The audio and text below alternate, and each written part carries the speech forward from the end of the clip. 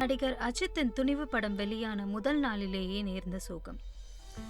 துணிவு படம் வெளியாவதையொட்டி கனவிலேயே மிதந்து வந்த வெறித்தனமான அஜித் ரசிகர். வெறும் கனவாகவே ஆகிப்போன அவரது வாழ்க்கை.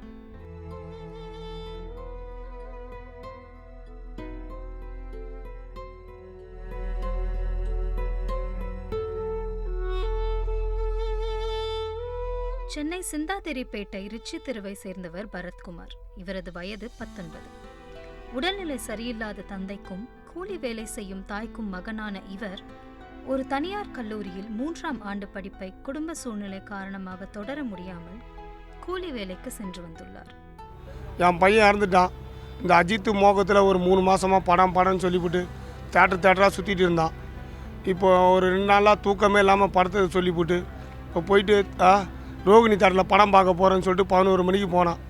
போயிட்டு ஒரு 10 நிமிஷத்தில் ஃபோன் வருது. லாரிக்காரன் ஆச்சு போயிட்டானா தெரில, பைக்காரன் ஆச்சு போயிட்டாரான்னு தெரில, வேன்காரன் ஆச்சு போனான்னு தெரில. என் புள்ளிய இப்போதைக்கு என் புள்ள என் கையில் இல்லை, கேஎம்சியில் தாங்கிறான். இந்த சினிமா பைத்தியம் மோகம் எல்லாமே மற்றவங்கள சாவடிக்கூடாதுண்ணே, மற்றவங்க எல்லாம் பத்திரமா இருங்கண்ணே, எங்களுக்கு வேறு யாரும் கொடுப்பன இல்லைண்ணே, வேறு யாரும். அஜித் மற்றும் விஜயின் திரைப்படங்களான துணிவு மற்றும் வாரிசு படங்கள் வெளியாக போவதால் அஜித்தின் தீவிர ரசிகரான பரத்குமார் கடந்த 3 மாதமாகவே துணிவு படத்தை பற்றி எல்லாரிடமும் பாராட்டியும் மிகுந்த எதிர்பார்ப்புடனும் பேசி வந்துள்ளார்.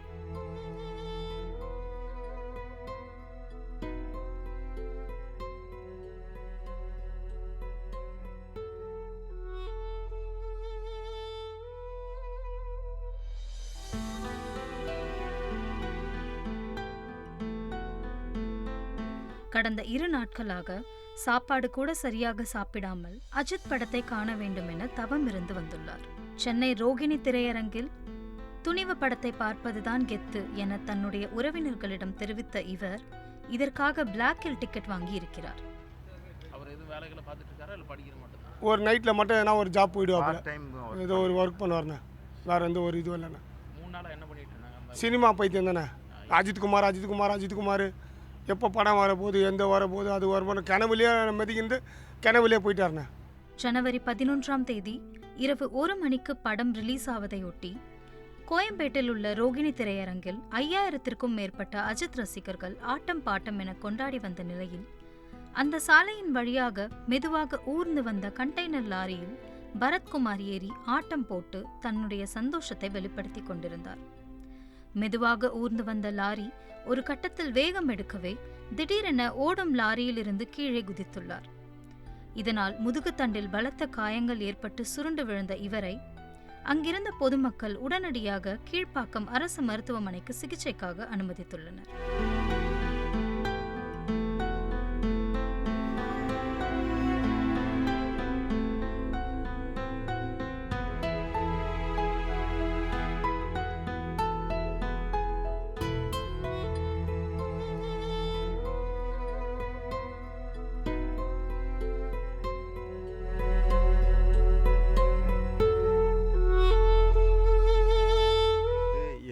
ஒய்ஃபோட தம்பி பையன்,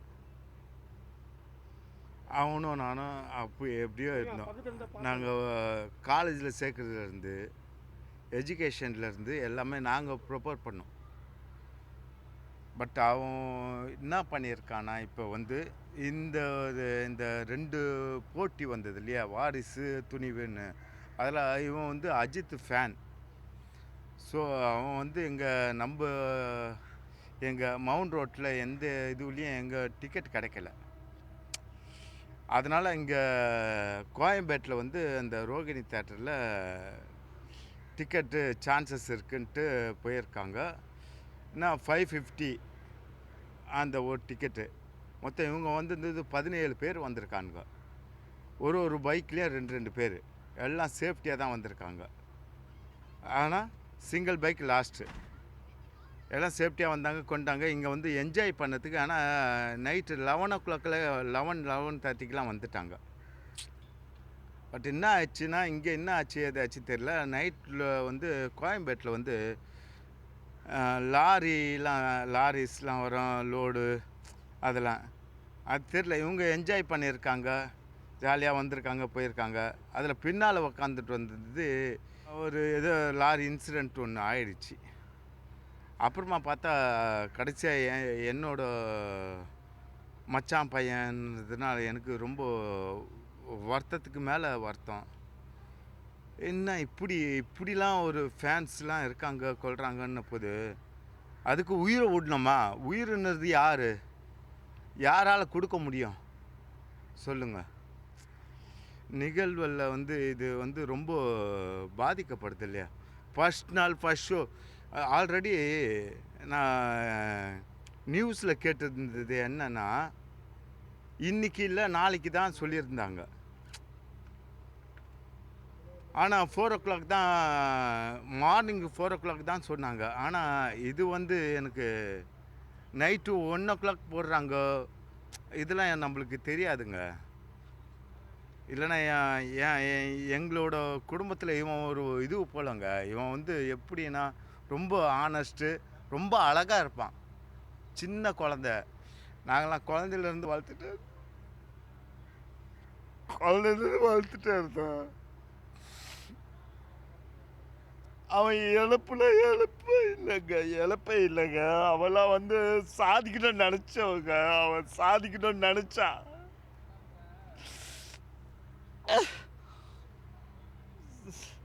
சரிங்க, என்னால் கண்ட்ரோல் பண்ண முடியலங்க.